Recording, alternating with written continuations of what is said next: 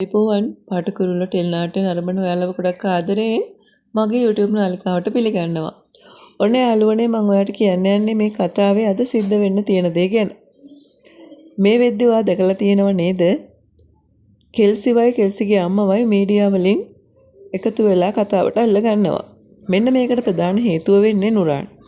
නුරාන්ට මේ වෙලාවේ ඕන වෙනවා කොහොම හරි කම්පැනි වටන්න. ඒ කියන්නේ ෆොන්සේකා ගෲප් එක සම්පූර්ණයෙන්ම විනාශ කරන එක තමයි මේ වෙලාවේ නුරාන්ගේ ප්ලෑන් එක. ඉතින් ඒක නිසා තමයි කෙල්සිවයි කෙල්සිගේ අම්මවයි ඉන්න තැනට මීඩියා වලින් දෙන්නෙක් එවන්නේ.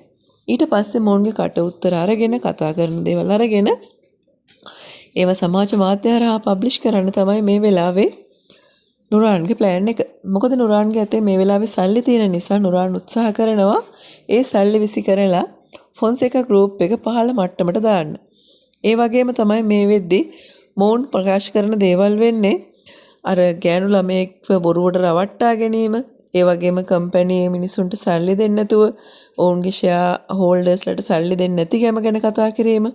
මෙන්න මේ වගේ හුඟක් කාරණා මේ මාධ්‍යවේදියන්ට කියලා මාධ්‍යවේදියන් ඒවා කෙල්සිගෙන් අහන්න පටන් ගන්නවා.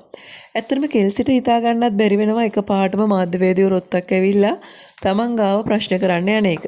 මේ ඔක්කොම නුරාන්ගේ ප්ලෑන් කියලා කෙල්සි දැනගන්නේ හුඟක් වෙලාවක් ගියාට පස්සේ. ඔන්න බලන්න යාළුවනේ ඊට පස්සේ මේ දේවල් එක්කම පොලිසියන්වත් සිද්ධ වෙනවා. ඇත්තටම මේවා ටිකෙන් ටික ඇවිස්සෙද්දී කෙවින්ව පොලිසියට අරගෙන යන්නට සිද්ධ වෙනවා. මොකද නිකම්ම කෙවින් වැරදිකාරයෙක් කරන්න මේ දේවල් වලට පුළුවන් වෙනවා.